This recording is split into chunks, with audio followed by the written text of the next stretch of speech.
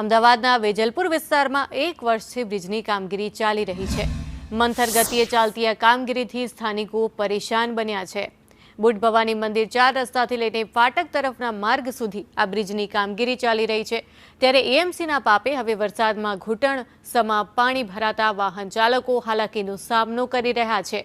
અહીં એક તરફનો માર્ગ ઘણી બધી વખત બંધ કરી દેવામાં આવે છે, ત્યારે એક જ માર્ગ ઉપર ટ્રાફિક જામની સમસ્યા પણ સર્જાઈ રહી છે। ઘણી તકલીફ થઈ રહી છે। તમે જોઈ શકો છો કે આ રોડ પર વન વે બી થાય એટલે જવામાં બી ચાલી રહ્યું છે અને આવવામાં બી ચાલી રહ્યું છે। જોવા જઈએ તો પેલી બાજુ બી રોડ છે, પણ એ તરફથી જો એક બાજુથી બંધ કરી દે તો આ બાજુનો એક બી રોડ છે તો એ બાજુથી લોકો આવી શકે છે। જોવા જઈએ તો વન વે બંધ થઈ જશે ને એક બાજુથી તો ટ્રાફિકનું થોડુંક સોલ્યુશન અહીંયા આવશે। જો ઝડપથી કામગીરી થાય તો આનું સોલ્યુશન જલ્દી આવશે। બહુ મુશ્કેલ અડધો કલાક પોણો કલાક નીકળી જાય છે, એટલી ટ્રાફિક થાય છે અહીંયા ગાડી। આમ પબ્લિક બહુ હેરાન થાય છે, એના લીધે બહુ સ્લો કામ ચાલે છે।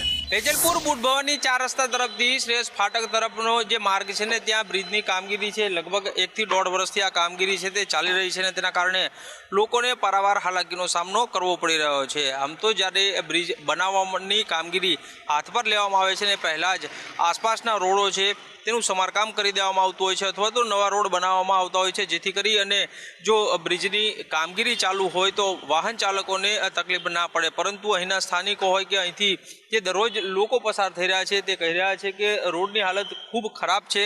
સાથે જ ચોમાસામાં જ્યારે વરસાદ આવે છે ત્યારે પાણી ભરાઈ જાય છે અને અડધો પોણો કલાક અહીં ટ્રાફિક જામની સ્થિતિ જે છે તે રહેતી હોય છે। આવા સંજોગોમાં તંત્ર દ્વારા આ અંગે કાર્યવાહી કરવામાં આવે તે જરૂરી છે। સાથે જ લોકો એ પણ કહી રહ્યા છે કે આ મંથર ગતિએ કામગીરી ચાલી રહી છે ને તેના કારણે જે સ્થાનિકો છે, વાહન ચાલકો છે તેને પારાવાર હાલાકીનો સામનો કરવો પડી રહ્યો છે।